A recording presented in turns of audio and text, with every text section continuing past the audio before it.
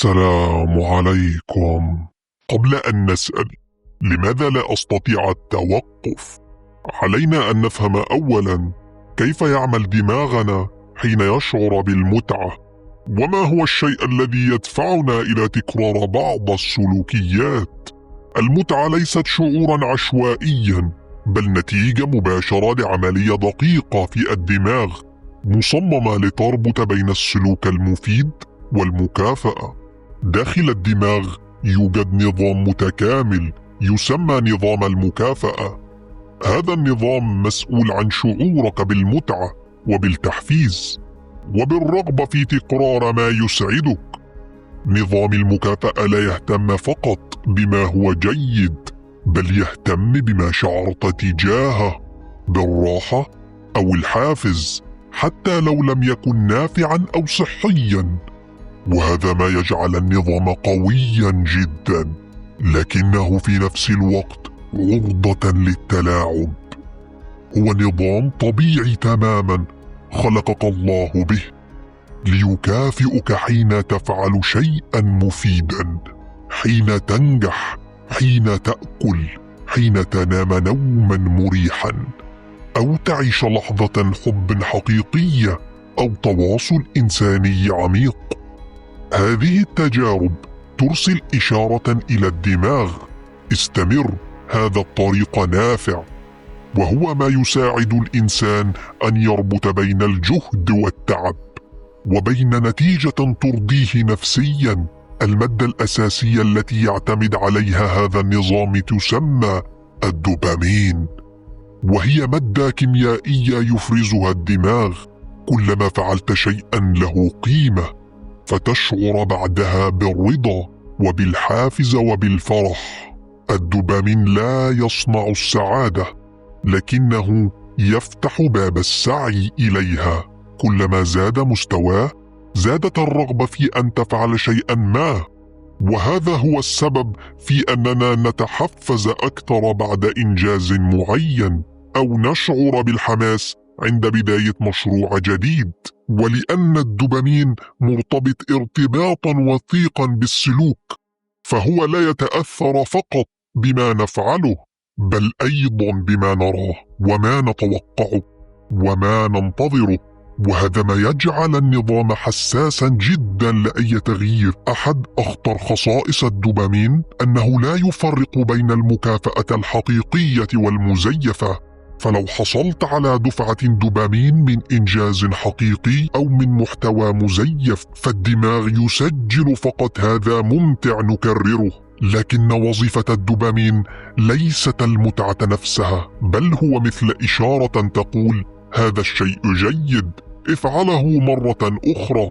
لكن حين يخترق هذا النظام، يبدأ التوازن في الانهيار، وتبدأ المتعة تتحول إلى عادة، والعادة إلى إدمان، والإدمان إلى فقدان السيطرة.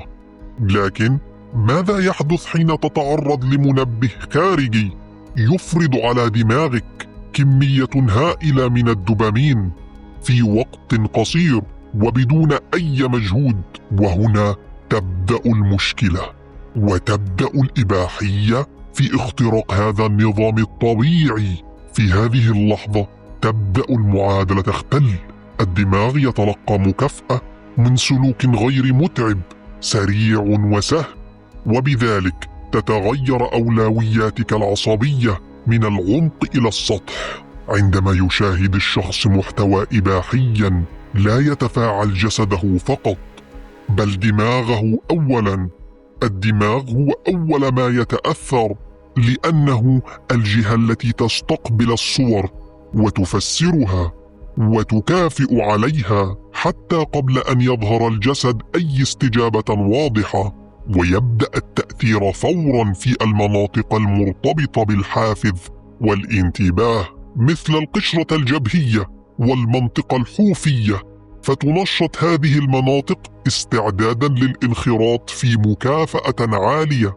الدوبامين هنا لا يفرز بطريقة طبيعية تدريجية، بل يفرغ في دفعة واحدة، مما يصدم الدماغ ويدفعه إلى تسجيل هذا السلوك كأولوية استثنائية. وهذا الفارق في السرعة والحجم هو ما يجعل الإباحية تخترق النظام، لا تفعله فقط.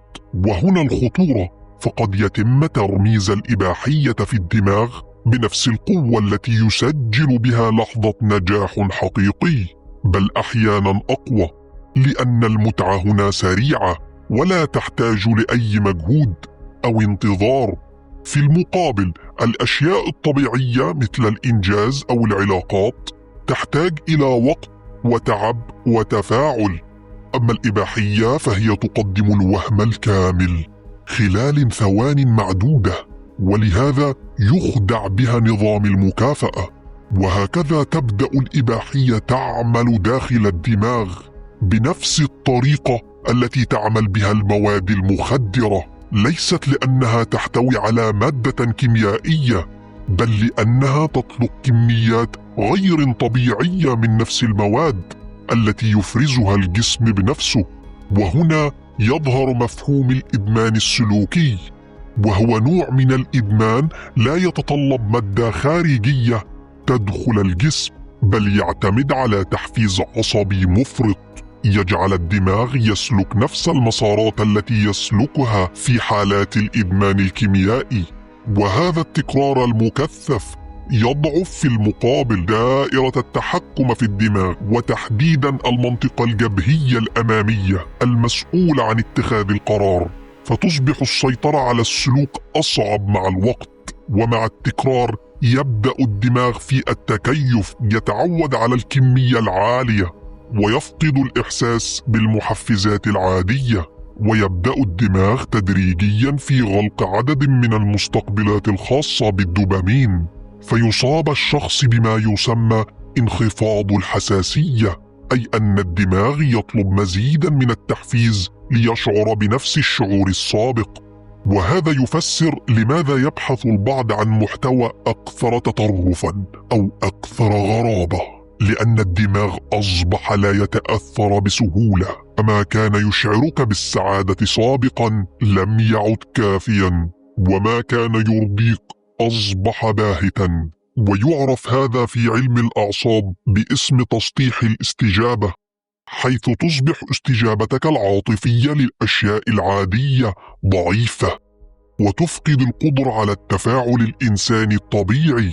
حتى الشعور بالذنب بعد المشاهدة يتناقص مع الوقت، لأن النظام الأخلاقي في الدماغ لا يستطيع منافسة نظام المكافأة المختل.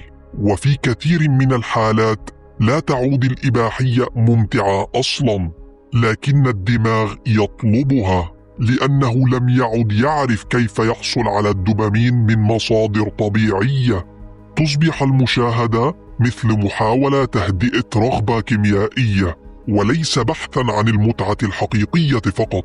وبمرور الوقت يتحول الشعور قبل المشاهدة إلى قلق وتوتر وفراغ، فتأتي المشاهدة فقط كوسيلة للهروب من هذا الشعور، لا للبحث عن المتعة.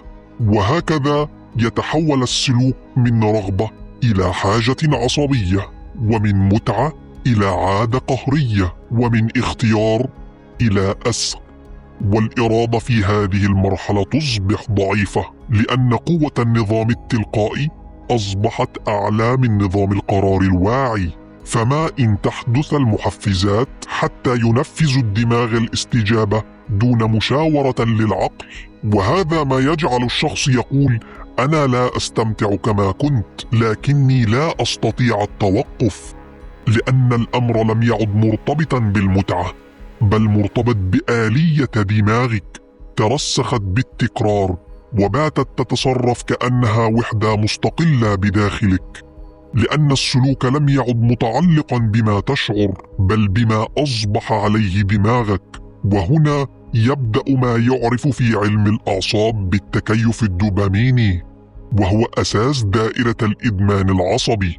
والأخطر أن هذا التكييف لا يتوقف عند الإباحية فقط، بل قد يمتد إلى ضعف الحافز في الحياة كلها، قلة التركيز، فقدان الحماس، تقلب المزاج، بل حتى اضطرابات في النوم والذاكرة. ولهذا يعد إصلاح نظام المكافأة أحد أهم الخطوات لاستعادة التوازن النفسي والسلوكي في رحلة التعافي. أغلب من يعانون من إدمان الإباحية لا يبحثون عن المتعة، بل يهربون من شعور مزعج يسبقها. هذا الشعور قد يكون بسيطاً: توتر من موقف معين، حزن مجهول المصدر، أو حتى فراغ داخلي. الدماغ يكره الضغط ويحب المسارات السهلة، ولأن الإباحية كانت مخرجاً سابقاً، فهي تظهر أولاً في الذهن كرد فعل شبه تلقائي، بل وقد تبدأ أحياناً بصورة ذهنية عابرة أو خيال قديم محفور في الذاكرة. الدماغ لا يفرق بين المحفز الخارجي والداخلي.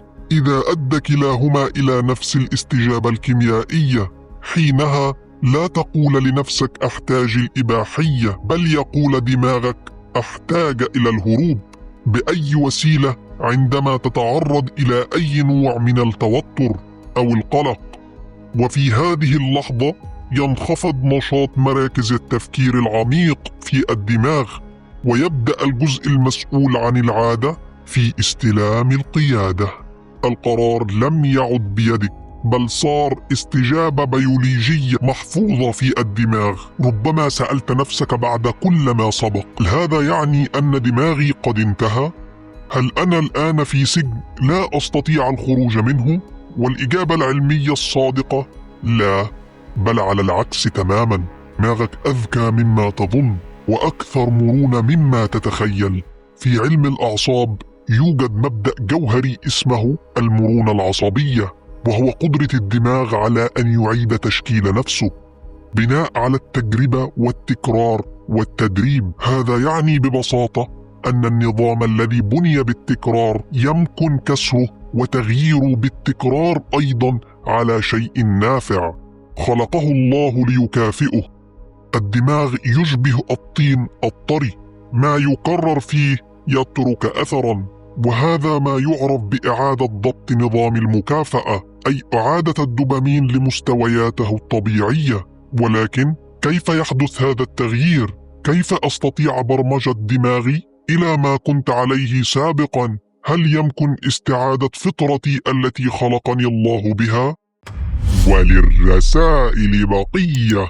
فضلا لا تنسوا دعمنا بنشر الفيديو وترك إعجاب وتعليق وتفعيل زر الجرس ليصلكم كل الرسائل. والسلام عليكم.